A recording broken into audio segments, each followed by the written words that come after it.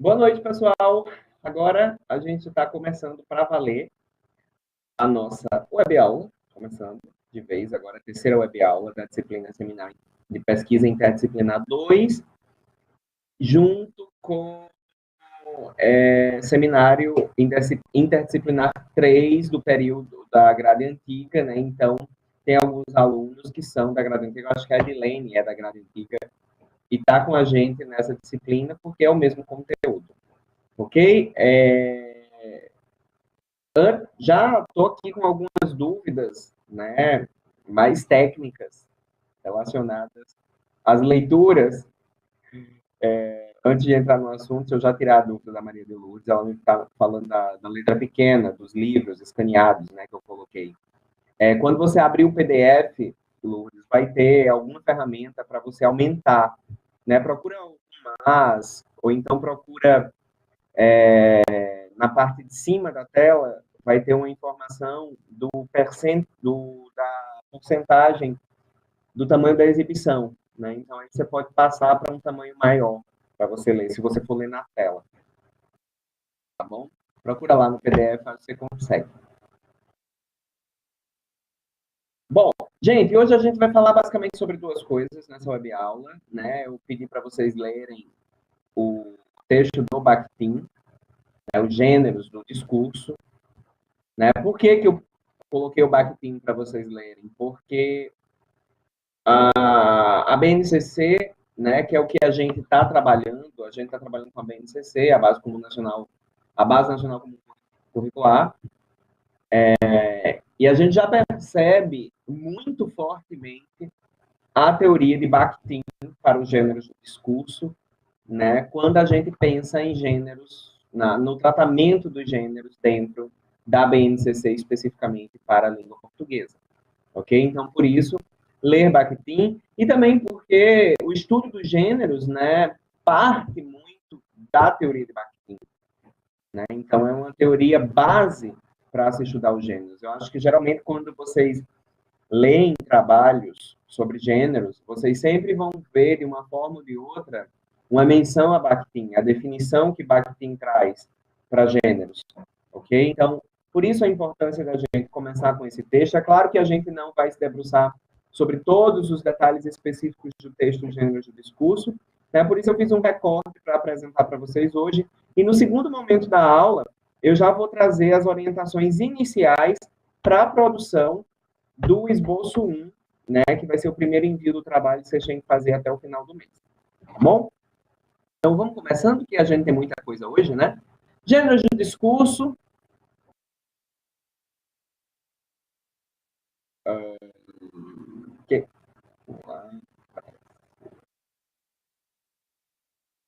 Então, o texto do Bakhtin, né, os gêneros do discurso, vai pôr em destaque a ideia de campos da atividade humana ligados pelo uso da linguagem. Isso significa dizer que tudo que a gente faz, né, toda atividade humana, ela é feita por meio da linguagem, né? A gente age por meio da linguagem. E essas formas de ação, né, essas composições de linguagem que a gente utiliza para interagir, para fazer qualquer tipo de atividade, estão inseridas em determinados campos, né? Em determinados nichos, por assim dizer. E aí a gente vai entender já já como essa ideia de campos de atividade humana já está relacionada ao subtema 2 do seminário, né? Que é o subtema em que os grupos que escolheram o subtema 2 vão analisar os domínios discursivos, né? Como os domínios discursivos estão dentro da BNCC. Né? Isso quer dizer que, gente, toda vez que a gente utiliza a linguagem, né, para realizar qualquer tipo de ação, para interagir, né, para desempenhar a atividade humana, né, a gente vai estar inserido em condições que são específicas, com finalidades específicas, né? a gente usa a linguagem dentro de uma condição, dentro de uma situação e com uma finalidade. A gente não fala sem finalidade, a gente não se comunica sem finalidade. Por exemplo, esse gênero que eu estou utilizando agora, que é o gênero aula, eu tenho uma finalidade e eu tenho uma condição específica. A condição específica, né, a situação em que eu estou inserido eu estou com vocês aqui online, dando uma aula expositiva sobre o texto que eu pedi para vocês lerem. Qual é a finalidade dessa atividade que eu estou desempenhando agora? Né? Repassar as informações principais desse texto com as pessoas que leram o texto, né? Com os alunos da disciplina. Então, isso quer dizer que são essas condições específicas e são as finalidades que vão guiar, por exemplo, o conteúdo temático e estilo da linguagem, né? Dentro de um gênero. De que forma? Qual é o conteúdo temático? Quais são os temas que são trabalhados dentro daquele gênero? E como é que a linguagem vai se manifestar? Né? Ela vai ter um estilo. E esse estilo vai determinar, por exemplo, as escolhas lexicais. Né? Escolhas lexicais quer dizer quais termos eu vou usar, quais palavras eu vou usar, as escolhas fraseológicas, que tipo de construção frasal eu vou usar nesse texto, ou seja, como é que eu vou organizar o meu discurso, né? Construções fraseológicas, construções gramaticais, né? Como é que eu vou organizar esse discurso montando as frases, montando as orações, né? Construindo enunciados que façam sentido dentro dessa condição específica na qual estou inserido, né, que é esse contexto social, e que siga, né, que esteja de acordo com a finalidade que eu tenho no momento que eu estou utilizando a linguagem, né, dentro dessa situação dessa situação comunicativa. Isso a teoria vai chamar de construção composicional, né, porque eu estou lidando com a composição desse gênero, a composição dessa forma, desse uso da linguagem.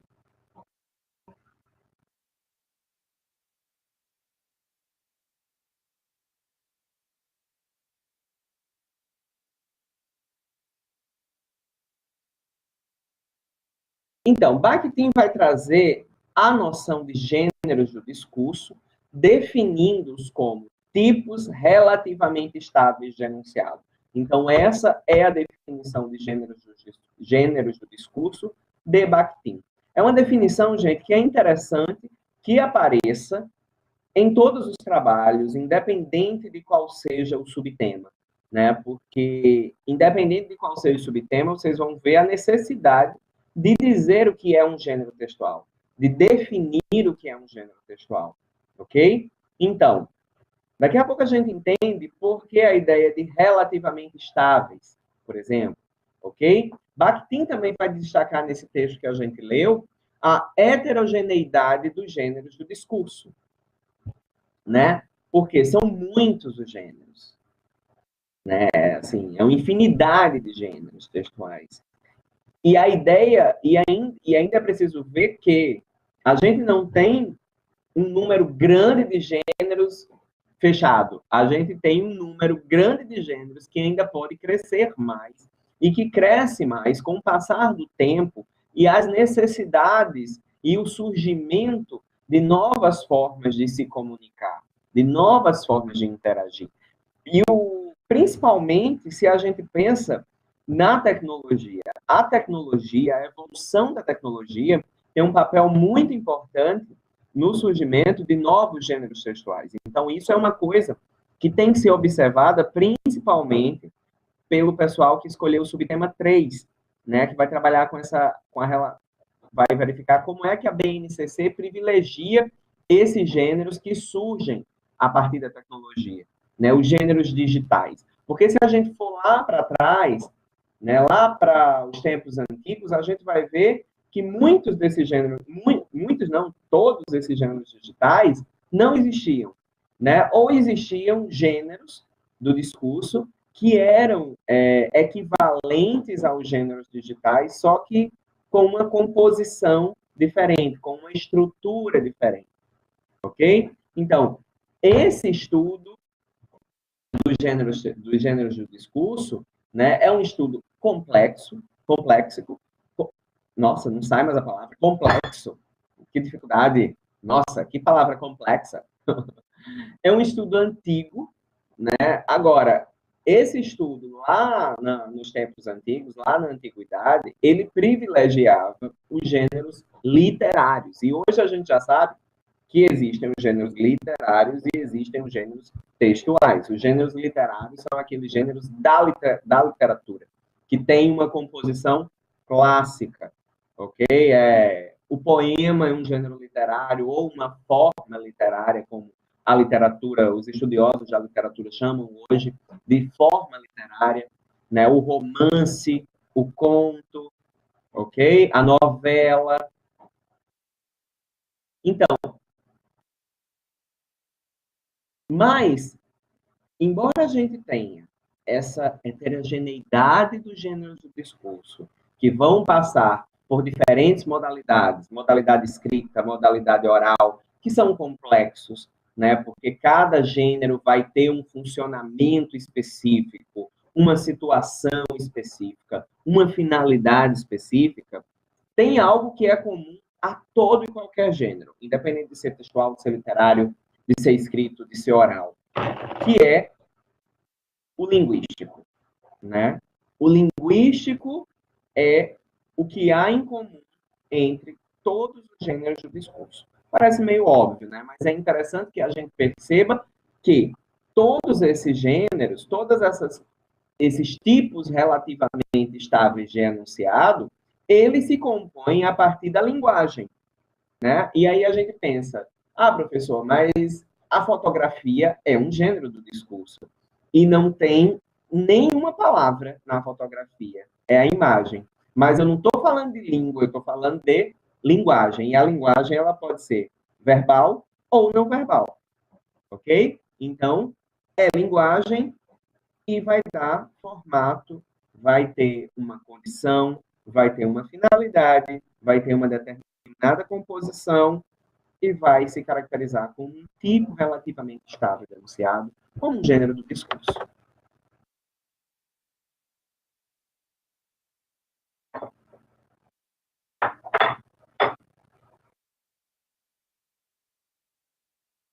Então, Bakhtin, gente, vai trazer uma distinção muito importante, que são os gêneros primários e os gêneros secundários, né? Mas essa diferenciação entre gêneros primários e gêneros secundários não vai ter muito a ver com a funcionalidade dos gêneros, mas sim com a forma como esses gêneros acontecem, como esses gêneros se formam, como eles surgem, em que momento eles surgem na vida dos usuários da linguagem, ok? Então, como vocês já devem ter visto lá em LPT1, no primeiro semestre, existem os gêneros que são primários e os gêneros secundários. Os gêneros primários, eles são mais simples estruturalmente falando, eles têm uma composição mais simples e eles formam-se em situações de comunicação discursiva imediata, né? Antes da gente pegar esse exemplo que eu trouxe aí, que é um exemplo que está lá no texto, que é a réplica do diálogo cotidiano, né? A conversa é um gênero primário, né? Essa conversa que a gente tem com o vizinho, essa conversa que a gente tem dentro de casa com o nosso irmão, né? O telefonema, né?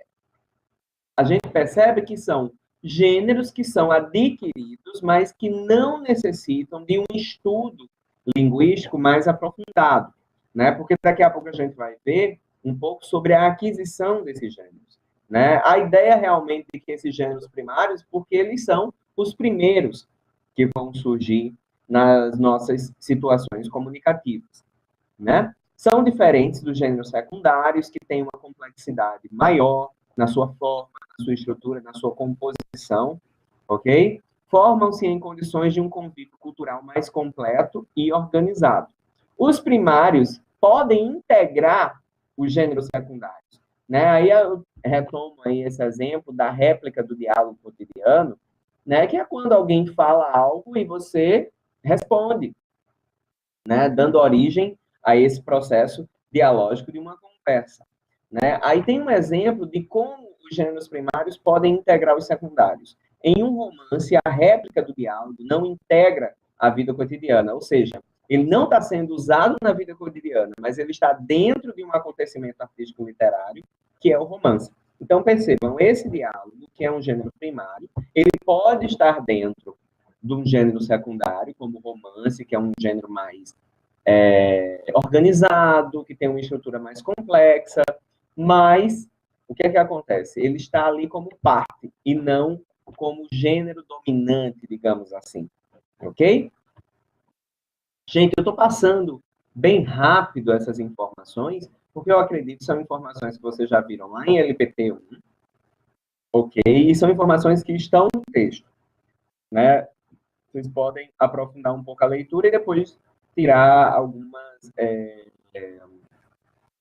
dúvidas depois. Dicas sobre os trabalhos. Eu acho importante, principalmente para o grupo 1, que vai falar de maneira mais geral como é que a BNCC aborda os gêneros discursivos, citar, né, fazer alguma menção à ideia dos gêneros primários e dos gêneros secundários. Né? Deem uma olhada, pessoal que escolheu o subtema 1, deem uma olhada se a BNCC só traz gêneros secundários, ou se ela também apresenta, de alguma forma, o trabalho com gêneros primários, nem que seja como uma espécie de ponte para se estudar um gênero secundário. Porque é muito comum a gente observar os livros trabalhando em cima dos gêneros secundários, que são mais complexos, que têm uma estrutura mais complexa, né, mais organizada, de situações culturalmente mais estruturadas, e não trazerem gêneros primários, que geralmente são aqueles gêneros que a gente adquire no dia a dia, né, dentro das nossas práticas cotidianas, que não necessariamente estão dentro da sala de aula, dentro da aprendizagem formal, ok? Então, dica aí para o trabalho do tema 1, do subtema 1, verificar, de repente, essa relação entre os gêneros primários e secundários.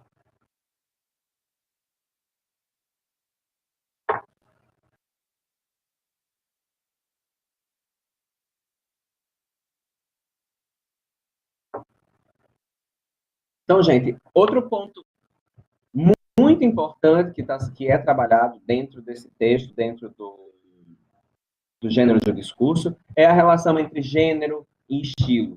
Ou seja, cada gênero tem o seu estilo. Né? Questões dos estilos de linguagem ou funcionais. Em cada campo existem e são empregados diferentes gêneros. O que é que isso quer dizer? Isso quer dizer que cada gênero tem um estilo de linguagem, certo? E eles têm esse estilo de linguagem para atender a sua funcionalidade, para ir de acordo com a condição de uso de determinado gênero, ok? Isso está um pouco relacionado à ideia, se a gente for pensar um pouco, sobre a noção de erro, né? Se a gente segue uma perspectiva de linguagem como forma de interação social, né, a gente já não pode pensar em erro como aquela noção dura da gramática normativa, por exemplo. Né? A gente pensa em inadequação. Por quê? A depender do gênero textual que eu estou utilizando, determinadas formas serão inadequadas. E o que é que diz que uma forma é inadequada dentro de um gênero textual? Que um estilo de linguagem é inadequado dentro de um determinado gênero textual? Você precisa saber qual é o gênero e qual é a condição de uso daquele gênero. Né? Por quê? Se for uma condição de uso mais formal, né, se eu estiver me comunicando, estiver interagindo com sujeitos que vão demandar de mim uma maior formalidade, em um contexto que demanda de mim uma maior formalidade, se eu uso uma estrutura que é informal, eu estou utilizando um estilo de linguagem inadequado. Ok? Em cada campo existem e são empregados diferentes gêneros. Por quê? Porque os gêneros se organizam em campos, né? Em Marcuse, no texto de Marcuse, desse livro aqui, que vocês também leram, que é o capítulo 2, vocês vão ver a ideia de domínios discursivos, que é essa ideia de agrupamento de gêneros, né? Como é que os gêneros se agrupam dentro de determinados campos de atividade social, ok? Dentro de acordo com a função, de acordo com o estilo, de acordo com a esfera em que aqueles gêneros vão circular. Né? Pode ser o jornalístico, instrucional, acadêmico, culinário, pode ser também o campo da saúde, né? Se a gente pensar em gêneros como bula de remédio, receita médica, atestado médico, laudo médico, atestado de óbito, ok? E aí o atestado de óbito está na saúde, mas também está no campo do direito, enfim. Determinada função e determinada condição de produção gera determinado gênero, ou seja, um tipo de enunciado estilístico, temático e composicional relativamente estável. Né? Então, a gente vê mais uma vez que a função da linguagem, a condição de produção, né, vai determinar como é o estilo desse gênero, qual é o tema, né, que está sendo tratado e como é que esse gênero, como é que essa forma se compõe. Estilo e relação do falante com outros participantes da situação comunicativa. Durante muito tempo, se pensava em linguagem como algo que acaba no produtor, que acaba naquele que enuncia. Né? Mas dentro dessa teoria que a gente está estudando, a situação comunicativa e logicamente, né, o alcance dessa produção linguística vai levar em conta não só o falante, vai levar em conta o ouvinte, vai levar em conta todos os participantes daquela situação comunicativa, né? Afinal, quando quando alguém diz algo, né? Quando um falante diz alguma coisa, ele espera uma resposta do seu ouvinte, ele espera um posicionamento desse seu interlocutor. Então, por isso, a gente não pode dizer que se esgota no falante, né? Então, é um outro elemento que a gente tem que considerar no estudo dos gêneros discursivos, ou seja, os participantes, como esses participantes estão inseridos dentro desse gênero.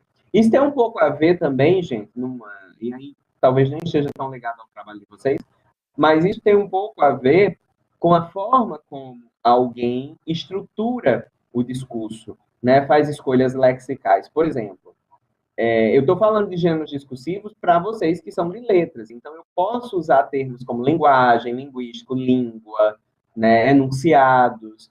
Agora, se eu fosse falar sobre gêneros discursivos para estudantes do ensino fundamental, eu não poderia estar falando com os mesmos termos que eu estou falando agora para vocês. Né? Eu teria que moldar a estrutura, eu teria que organizar esse mesmo gênero em um estilo diferente, né, com escolhas lexicais diferentes. A depender de quê? Da condição e também dos participantes. Percebam que agora, né, dentro dessa teoria, os participantes estão totalmente inseridos e também determinam as escolhas, né, a forma como eu vou estruturar o meu discurso. Eu trouxe uma citação, que está lá no texto do Bakhtin. Os gêneros discursivos são correias de transmissão entre a história da sociedade e a história da linguagem. Nenhum fenômeno novo, fonético, léxico, gramatical, pode integrar o sistema da língua sem ter percorrido um complexo e longo caminho de experimentação e elaboração de gêneros e estilos. Né? Isso fala um pouquinho, né, e é importante o pessoal do subtema 3, gêneros e tecnologias, prestar atenção nisso, que novos gêneros, né, vão surgindo ao longo do tempo. Agora, eles não surgem do nada. Eles surgem a partir de um movimento que vai acontecendo dentro da história, da sociedade e da história da linguagem. Né? Então, a gente vai experimentando, né, e estruturando. Provavelmente, o primeiro e-mail que foi passado na história do mundo tinha uma estrutura totalmente diferente do e-mail que a gente passa hoje, né? Até porque a própria máquina utilizada para passar o e-mail era muito diferente, né? Antigamente a gente só passava e-mail de um computador, hoje a gente já passa e-mail através de um celular. Antigamente o computador era um negócio enorme, uma máquina enorme, tomava uma mesa toda. Hoje em dia a gente tem laptops, né, que são super pequenos, né, bem compactos. Então, se a máquina muda, a máquina, né, que é algo mecânico, que é um objeto, imagina as formas de uso da linguagem, imagina os gêneros, né, que são algo que vai estar totalmente relacionado à subjetividade de quem usa a linguagem, ok? Que é do indivíduo, né, que é da pessoa e não da máquina. E daí, gente, vem a ideia da estabilidade relativa, né? Afinal, os gêneros do discurso são essas formas relativamente estáveis do enunciado. Essa estabilidade vem exatamente do fato de que, com o passar do tempo, os gêneros mudam, né? Outros gêneros surgem. Então, eu não posso dizer que são formas estáveis. São relativamente estáveis, porque também, embora mude, não muda do nada, né? É um fenômeno que ocorre ao longo do tempo, né? A gente tem o gênero e-mail que surgiu, né? Antigamente, meio que em comparação aí com a função do gênero carta, né? Mas a gente, isso tem sentido, Maria de Lourdes. Você antecipou o que eu estava dizendo, maravilha, a gente está conectado, hein? Então, Lourdes, a carta ainda existe, né? E a carta ainda é utilizada, muito menos que antigamente, né? Porque o e-mail substituiu um pouco, mas ela ainda é utilizada. Então, por isso que a gente diz que são relativamente estáveis. Se fosse instável, no momento em que o e-mail surgiu, a carta não existiria mais. E não é verdade, ok? O torpedo, gente, né? Alguém sabe o que é um torpedo? Eu me lembrei dessa palavra quando eu estava preparando a aula. Tem alguém aqui na sala, né? Porque eu sei que tem muita gente que saiu do ensino médio e veio para curso de letras, né? Tem alguém que não sabia o que era um torpedo ou que nunca passou um torpedo?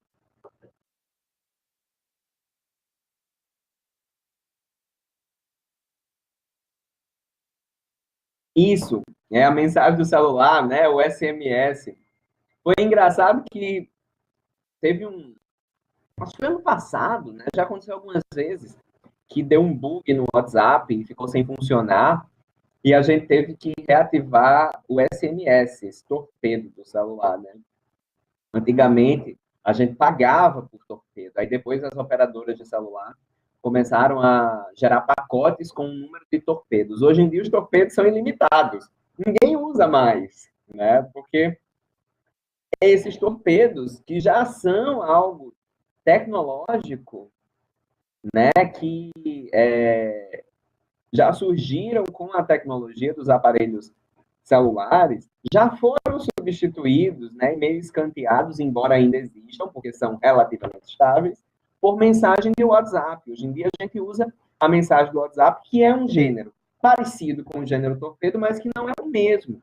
Né? A mensagem do WhatsApp ela já tem uma estrutura diferente, até mesmo na forma como ela se apresenta, né? Até mesmo na forma como você pode acompanhar uma conversa no WhatsApp. Já é bem diferente de como a gente acompanhava uma conversa por torpedos, né? Antigamente tinha um negócio muito interessante que a gente usava nos celulares, que eram os famosos 3 segundos da Oi. Quem é que usou os 3 segundos da Oi?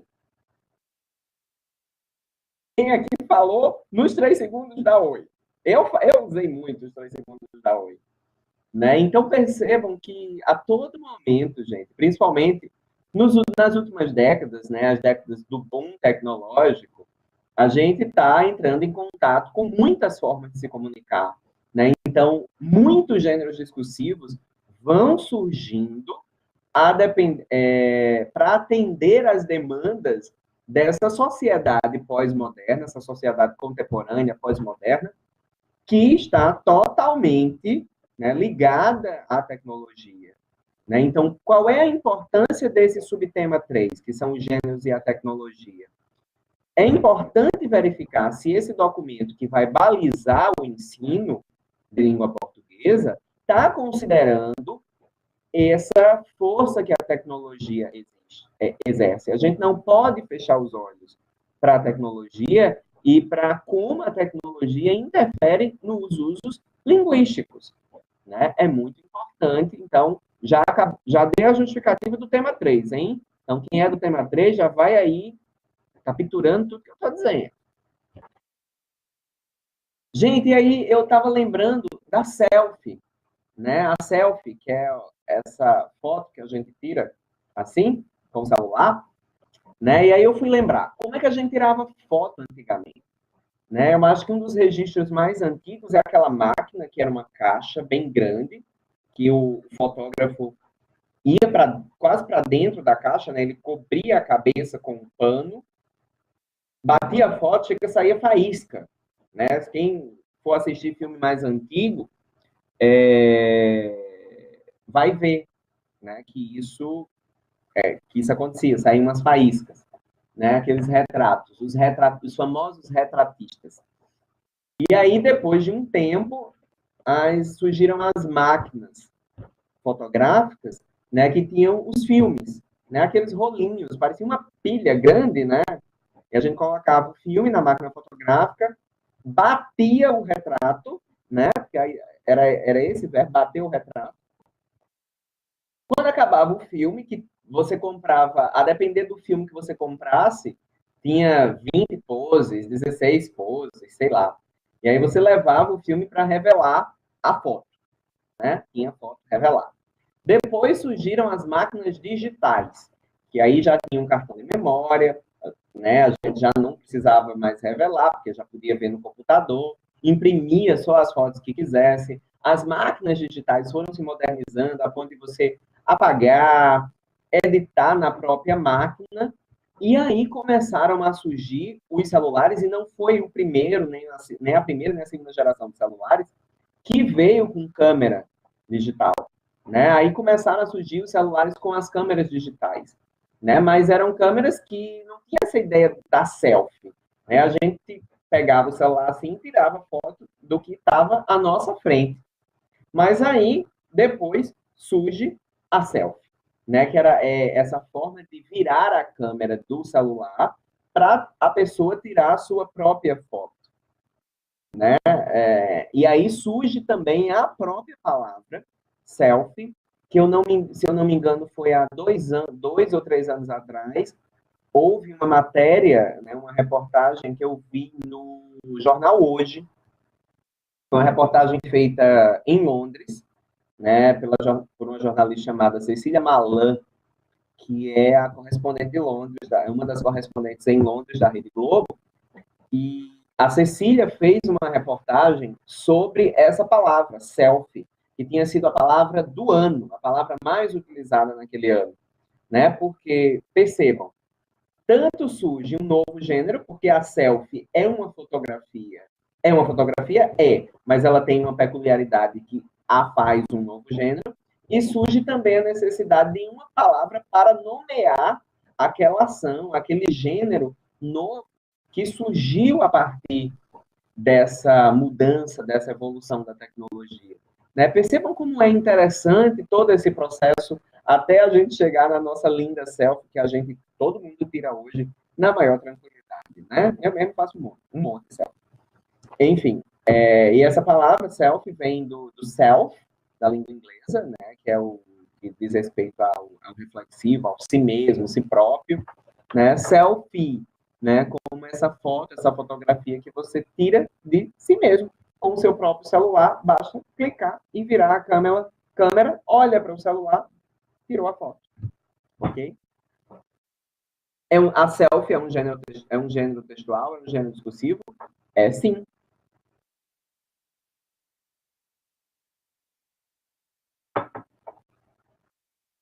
Selfie.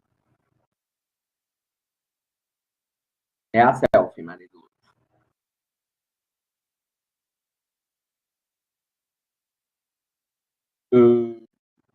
agradeço quando o slide quiser aparecer.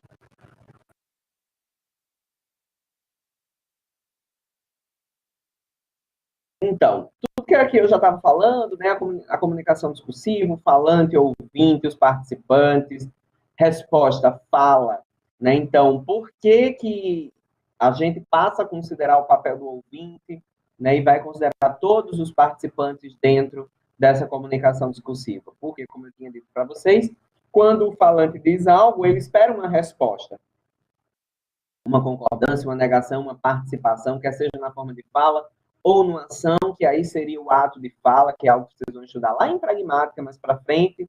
Genária já vai estudar esse semestre, que ela está pagando pragmática, eu lembro. Que é uma forma de agir, né? É a resposta em ação, né? E também é preciso observar a alternância dos sujeitos do discurso, né? Porque no momento em que eu falo, eu sou o falante, mas aí há essa troca de turno, o meu ouvinte fala porque a linguagem ela é dialógica, ok? Passando aqui para dar tempo de eu falar também sobre o trabalho. Hoje eu ainda quero mostrar para vocês, né, como vai ser esse processo inicial de orientação dos grupos. Não sei se vocês repararam, mas eu já abri os fóruns, né? Então, vontade discursiva do falante, escolha de um determinado gênero, escolha temática, situação de comunicação e participantes. Isso quer dizer, gente, que a partir da vontade discursiva do gênero, ou seja, o que é que do falante, ou seja, o que é que esse falante quer transmitir, ele vai escolher um determinado gênero e no momento em que ele escolhe um determinado gênero, ele automaticamente faz uma escolha temática, né, que é guiada pela situação de comunicação e pelos participantes dessa situação de comunicação, né? Então, essa escolha por um determinado gênero é baseada na intenção discursiva, né, que é algo individual, subjetivo. Ah, eu quero avisar ao meu irmão que eu vou chegar tarde em casa. Então, eu preciso escolher um gênero para fazer isso. O gênero pode ser uma mensagem de WhatsApp, um torpedo, né? Dificilmente eu vou mandar um telegrama para avisar o meu irmão que eu vou me atrasar 2 horas, né? Então, percebam que é o que eu preciso fazer com a linguagem que vai dizer que gênero eu vou escolher, que vai guiar a minha escolha, ok? Nós falamos através de gêneros de discurso, né, que sejam os gêneros orais, os gêneros escritos, que vão compor um vasto repertório de gênero, como eu já falei para vocês, né, tem uma infinidade de gênero. Isso faz com que a gente, às vezes, use gêneros sem nem mesmo conhecer como um determinado gênero. E isso está relacionado à aquisição de gêneros, que pode ser comparada à aquisição da língua materna. A gente adquire língua materna lá bem criancinha, né, no convívio social, no cotidiano, primeiramente nas interações com a mãe, com o pai, com o irmão, com as pessoas que cercam a criança. A aquisição dos gêneros primários, nesse caso, acontece do mesmo jeito, né? Se você pensa pessoas que são, mesmo pessoas que não são alfabetizadas, elas são capazes de utilizar gêneros primários. Por exemplo, são capazes de fazer um telefonema, né? Isso é um gênero. Mas a pessoa não é alfabetizada.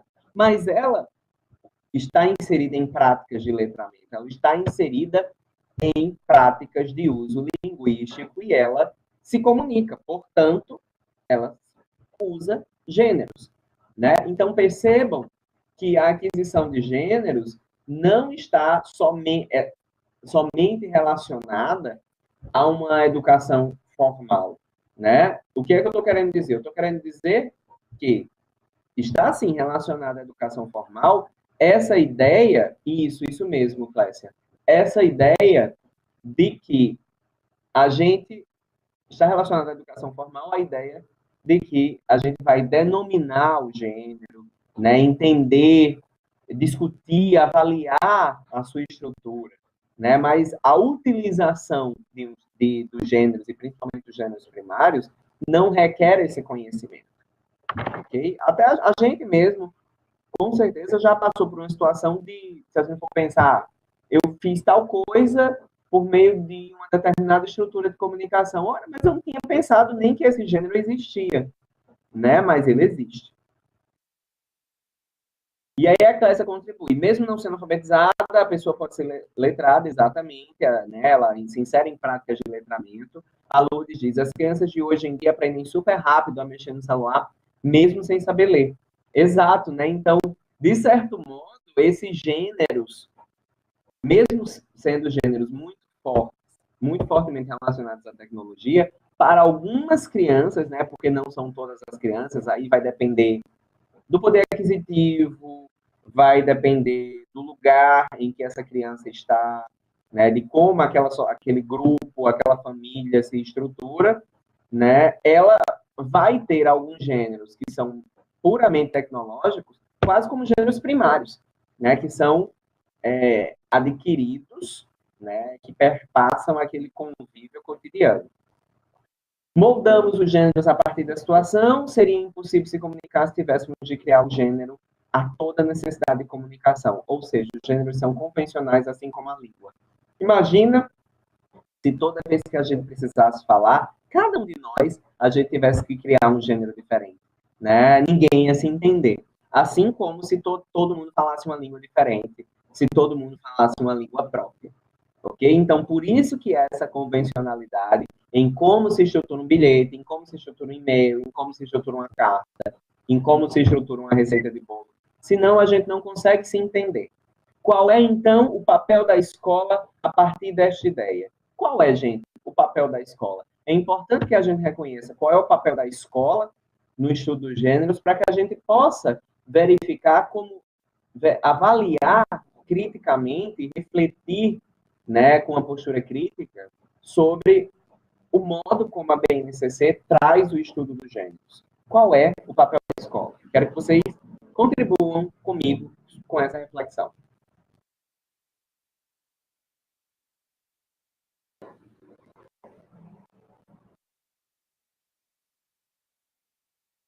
O que é que o professor de português tem que fazer?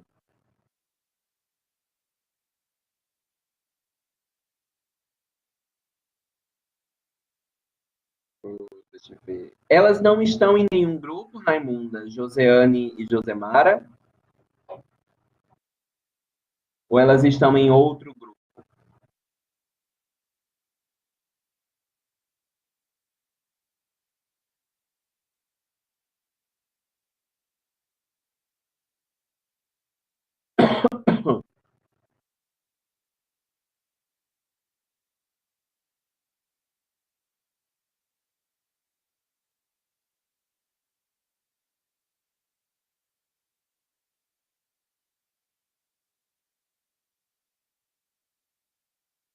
Deixa eu ver aqui. José.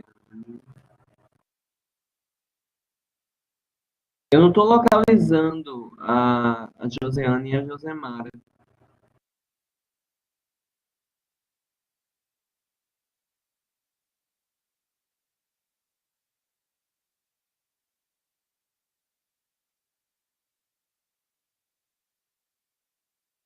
Bom, essa parte técnica, Raimunda, faz o seguinte, manda uma mensagem para mim, para eu não esquecer e eu olho já, tá bom? Então, a Clécia contribui. É papel da escola proporcionar diversos tipos de gêneros, ou seja, torná-los acessíveis a um maior número de alunos. Exato. O papel da escola é principalmente se debruçar sobre esses gêneros secundários, né, observando as condições de produção, as condições de uso, né, de modo a enriquecer o repertório do estudante, preparando para a vida. É claro que, a depender da escolha profissional de cada um, né, vai ter um gênero que vai ser muito específico para uma determinada profissão e que outra não vai utilizar.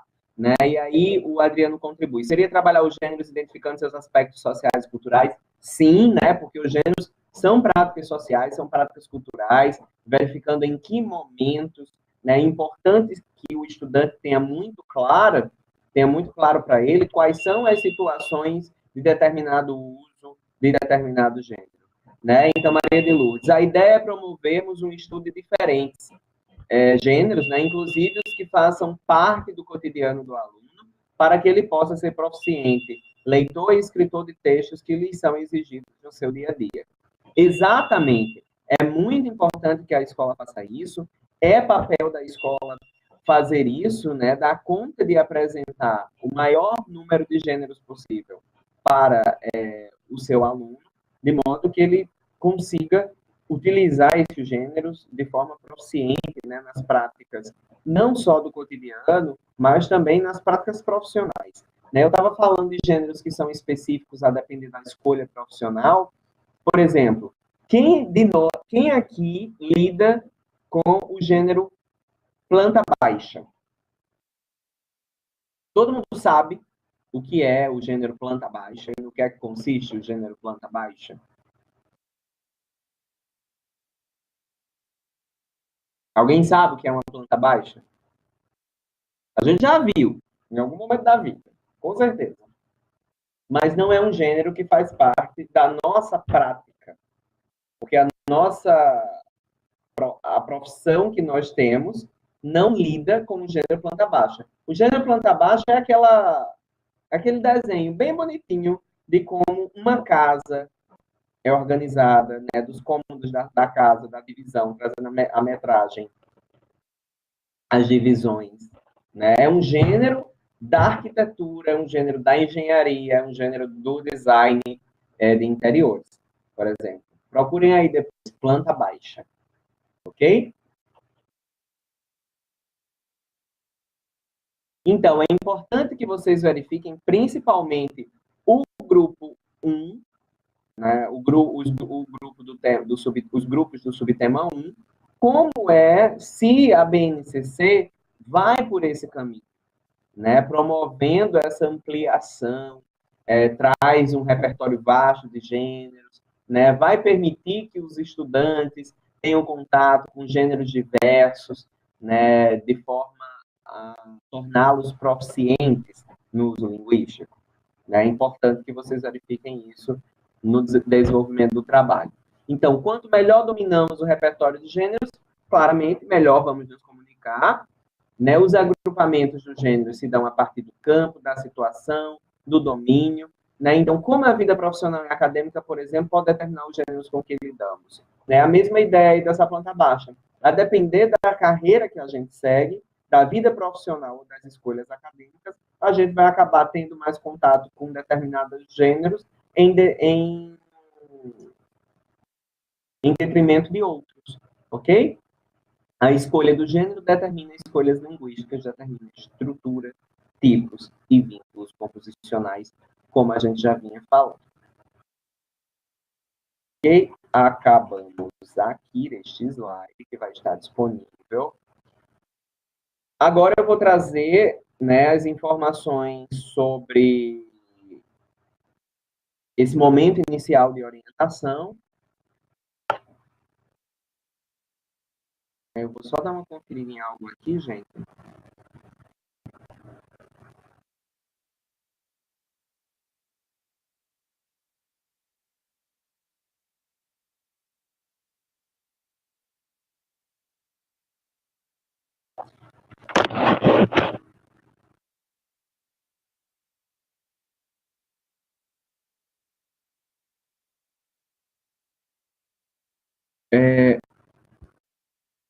Como eu estava falando aqui com a Raimunda, não tem, a Josemara não está matriculada nessa disciplina. E Joseane não é de Souza. A Joseane aqui, que está na disciplina, é a Joseane de Picuí, que está fazendo trabalho sozinha. Eu acho que você se confundiu. Talvez seja outro seminário. Josemara não está aqui. Certo? De qualquer forma, se ela estiver em algum lugar, pede para ela falar comigo, porque não localizei.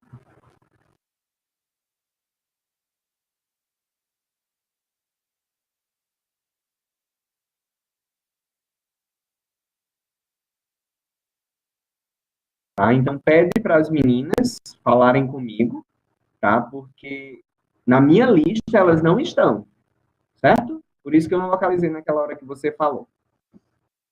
Então, continua você. Mas aqui elas não estão.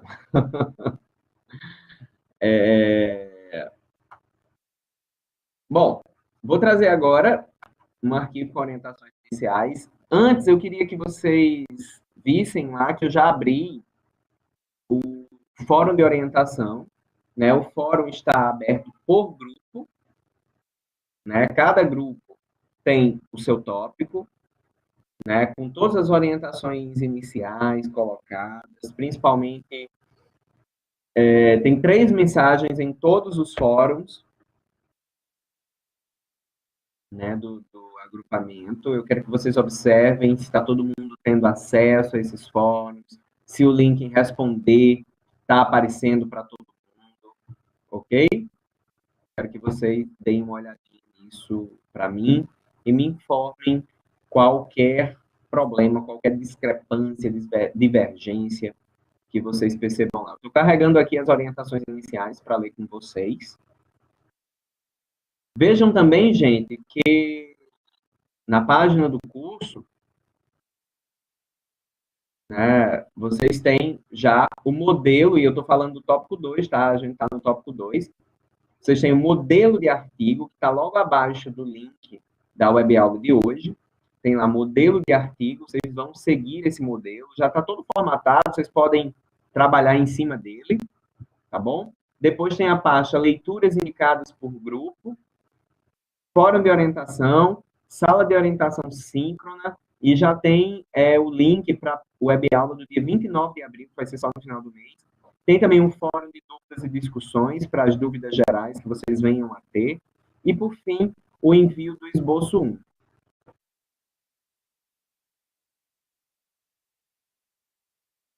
Está abrindo aqui ainda. Na pasta leituras indicadas por grupo, quando vocês clicarem nela, vocês vão ver que tem os subtemas, cada subtema tem os textos dentro do subtema, e também tem tem textos gerais, que estão fora dos subtemas. Esses textos que estão fora dos subtemas, eu indiquei para todo mundo ler, serve para todos os grupos. Quem está com o subtema 1 vai perceber que não tem nenhum texto específico ainda, que, como é um tema mais geral, os textos para os grupos que escolheram o subtema 1 são os textos de Markuski e de Bakhtin, que são esses textos que a gente fez a leitura hoje. Ok? Basicamente, esses textos. Estou tentando transmitir a paradinha aqui.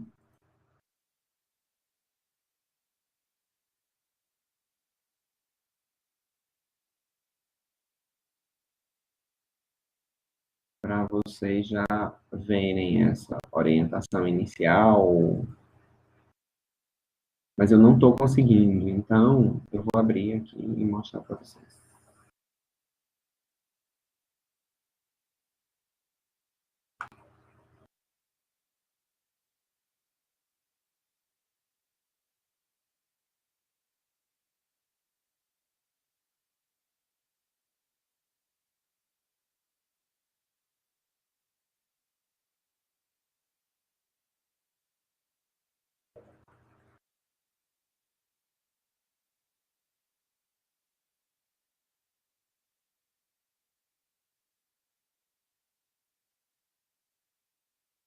Travou aqui, gente.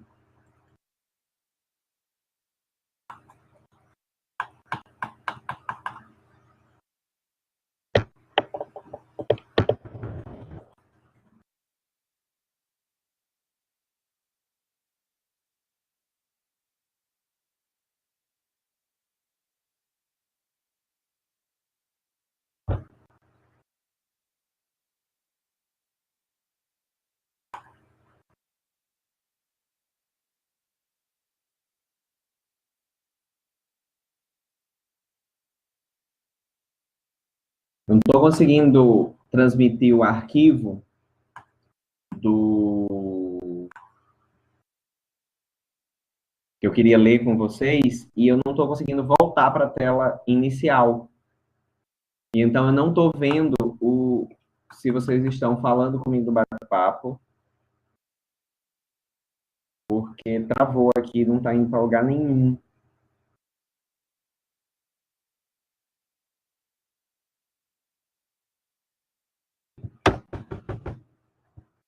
E eu não sei o que fazer aqui.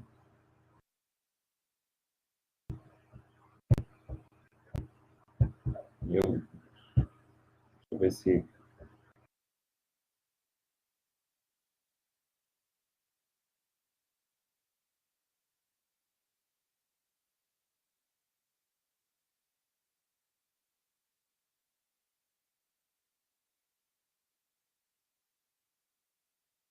Então, eu consegui voltar agora. Vou voltar com o meu vídeo também.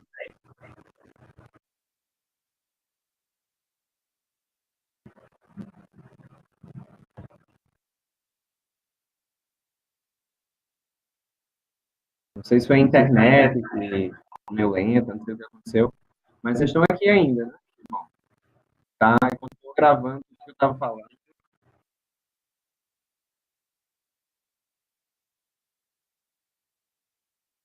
Oi, Adriano, certo? Eu não consegui ver sua mensagem, como eu disse, eu não estava conseguindo ver as mensagens que travou aqui, mas a gente se fala. Sim, claro. Se você quiser esperar um pouquinho, vai ter um momento que eu vou parar de gravar e vou ficar um pouco disponível para atender vocês já, tá bom? Então, deixa eu tentar ler aqui o que eu preciso falar para vocês sobre.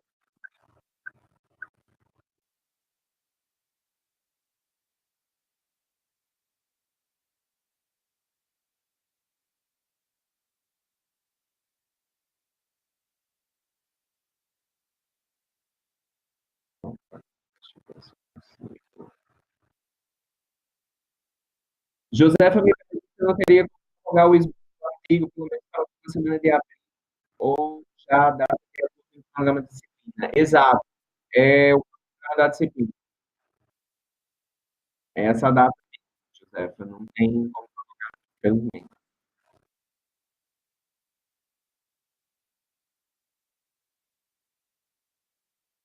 Deixa eu ver se eu consigo.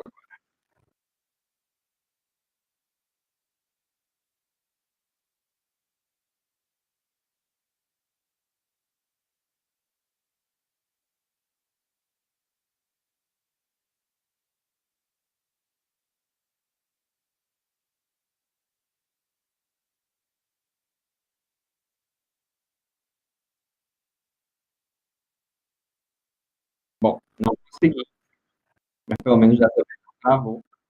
Eu vou tentar compartilhar a minha tela com vocês.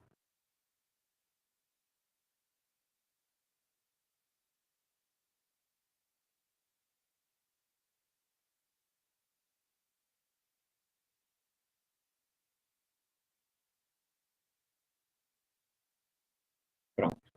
Então, eu abro o fórum dizendo: Olá, pessoal, neste fórum acontecerão as orientações específicas destinadas a cada grupo formado para o seminário de pesquisa interdisciplinar 2. É importante que toda orientação aconteça no fórum específico, não sendo permitida a criação de novos tópicos. No fórum, vocês também podem se comunicar entre si, eu vou acompanhar tudo, né? Além das orientações pelo fórum, vocês podem marcar momentos de orientação síncrona por meio de webconferência.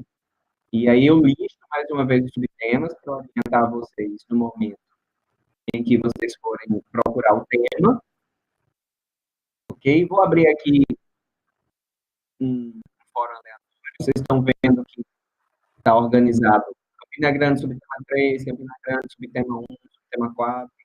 E aí, a depender do polo e do subtema que vocês escolheram, vocês clicam e vai ter aqui a informação, né, de qual é o título do subtema, quem são os integrantes do grupo, ok? E aí eu já tenho 3 mensagens São essas mensagens que eu quero ler aqui para vocês. Então, abrindo o fórum de orientação, pesquisa disciplina 2, seminário 3, na matriz 2012. É primordial que vocês tenham lido o roteiro de estudos tópico 2, primeira coisa que tem que fazer. Depois vocês vão ler os textos básicos, que são os textos de Marcuse e de Bakhtin. Ver essa web aula que a gente está tendo hoje. Quem está vendo ao vivo, então, ver o vídeo gravado, disponibilizado no GT de amanhã. Os slides sobre o gênero do discurso também vão ser disponibilizados. Né? Tem aqui, eu menciono a pasta, leituras indicadas por você, eu já falei para você. Né? Além dos textos que estão dentro da pasta do seu subtema, pode haver outros fora das pastas específicas, os quais eu indico para todos os grupos. Então, os textos que estiverem fora das pastas específicas são indicados para todos os grupos, então todo mundo lê. Vocês têm total liberdade para pesquisar novos textos, afinal, é assim que se faz a pesquisa. No entanto, para pesquisar, recomendo que utilizem o Google Acadêmico, digitando Google Acadêmico de busca do Google. O primeiro resultado levará vocês a esse diretório específico. O Google Acadêmico filtra os resultados da busca e traz para vocês apenas os textos que são artigos periódicos ou livros, eliminando, tanto as fontes que não são acadêmicas ou confiáveis. Então, tudo que vocês quiserem pesquisar, né, para enriquecer o trabalho, mais contribuições, mais fundamentação teórica, vocês pesquisem no Google Acadêmico. Essa é a sugestão que eu dou para vocês. E caso vocês resolvam utilizar textos que vão além daquilo que eu disponibilizei, que é o que vai acontecer, eu sugiro que antes de vocês trabalharem esses textos, vocês enviem para mim pelo fórum de orientação, ou enviem o link desse texto para mim por uma mensagem, porque aí eu vou avaliar o texto, né, e dizer ou não se vocês devem utilizá-lo, tá bom? Mas por que eu estou fazendo isso? Não é porque eu quero controlar a vida de vocês, não. É porque, gente, às vezes quando a gente trabalha um determinado tema, a gente tem, a depender do texto, né, perspectivas que vão ser diferentes. Então, é importante que a gente contemple pesquisas que dialogam bem, ok? Então, eu peço que vocês me mostrem antes de colocar, inserir no trabalho, tá bom?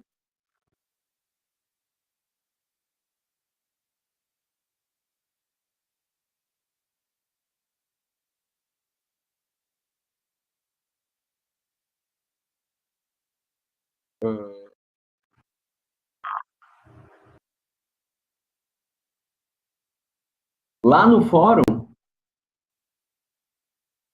eu trago também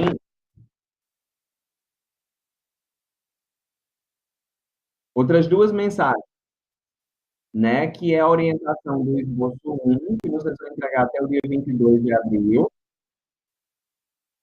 né, tá aí tudo bem escrito, e também os horários que vocês podem marcar comigo online. Depois vocês olhem lá no fórum.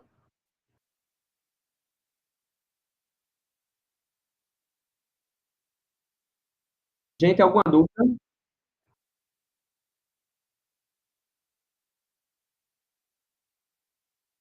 Alguma dúvida?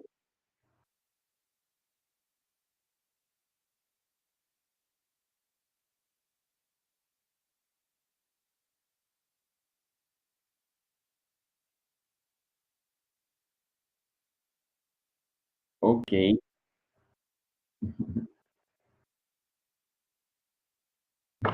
Não deixem de ler essas orientações iniciais que estão no fórum, tá? Sigam tudo bem direitinho. Qualquer dúvida, vocês me falam. Como o vídeo está ficando meio ruim agora, eu não consegui fazer o que eu queria fazer, depois eu vou tentar gravar um vídeo explicando melhor esse esboço 1, tá bom? É importante dizer, no entanto, que como nesse esboço 1 vocês vão entregar a introdução, eu gostaria que vocês não ultrapassassem 2 páginas, tá bom? de introdução. No máximo 2 páginas. Outra coisa muito importante, toda vez que vocês forem enviar, fazer os envios, vocês vão ter que clicar num botão atestando que o texto que vocês estão enviando não é plágio. Vocês estão no quarto período, todo mundo já sabe o que é plágio. Se alguém enviar texto plagiado para mim, é zero, certo? A nota vai ser zero.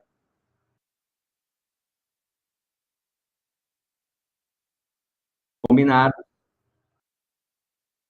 Luz me pergunta se amanhã eu vou estar no IF pela manhã. Vou sim, Luz. 9h30 eu estou lá. Mas passa a partir das 10, porque assim é mais garantido. Ah, quarta-feira eu estou também. Pronto, quarta-feira eu estou de manhã. Entre 9h30 e meio-dia. Só passar lá.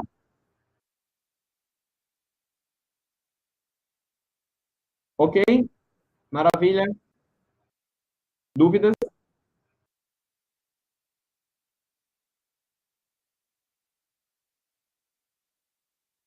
Pronto, Daniele, vai ser. Amanhã eu estou à tarde também, até mais ou menos umas 3h30.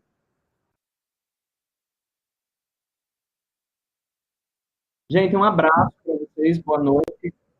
Tem aula para todo mundo no dia 29 de abril, que é na última segunda-feira. E daqui para lá, antes do envio do esboço 1, né, todos os grupos têm direito de marcar pelo menos uma orientação síncrona comigo, ver aqueles horários lá e tenta agendar comigo. Se o horário não der para ninguém, sugere o novo horário e dentro das possibilidades eu vou certo com vocês. Tá bom? Grande abraço e a gente se vê nos próximos momentos de web aula. Tchau, tchau.